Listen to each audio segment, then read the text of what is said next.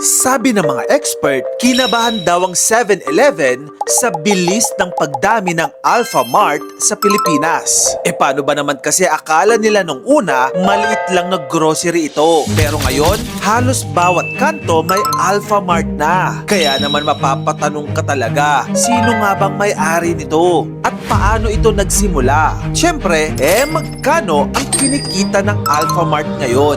Ang Alfamart ay originally mula sa Indonesia. Isa ito sa pinakamalalaking mini-mart chains sa Southeast Asia. Pumasok sila sa Pilipinas noong 2014 through a partnership between SM Investment at Indonesian retail giant na PT Samber Alfaria Trijaya at ang una nilang branch sa 13 Martires, Cavite. Pero bakit nga ba biglang dumami ang branches nila? Well, simple lang kasi ang strategy ng Alfamart. Habang ang ibang convenience stores ay nakapwesto sa mga business districts, gas stations at mga malls, ang ginawa ng Alfamart, pinasok na nila yung mga barangay at residential areas. Tinarget na nila ang ordinaryong Pilipino na gusto ng grocery na malapit sa bahay, mas mura at mabilis bilhan. Parang naging mini grocery ng masa ang Alfamart. Maliban dyan, naging hybrid sila ng 7-Eleven at Dali Store. Kumbaga, combination ng convenience store at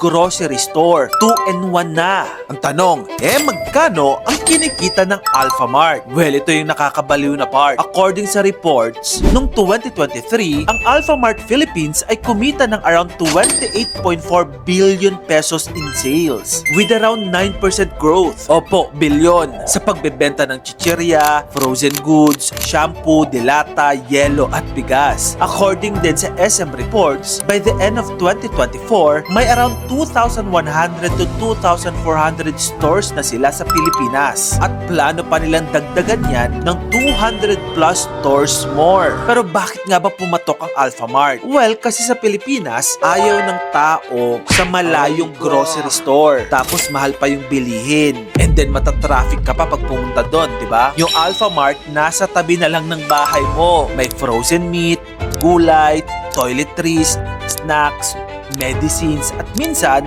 bakery pa. Kumbaga, ang Alfamart naging SM Grocery pero Barangay Edition.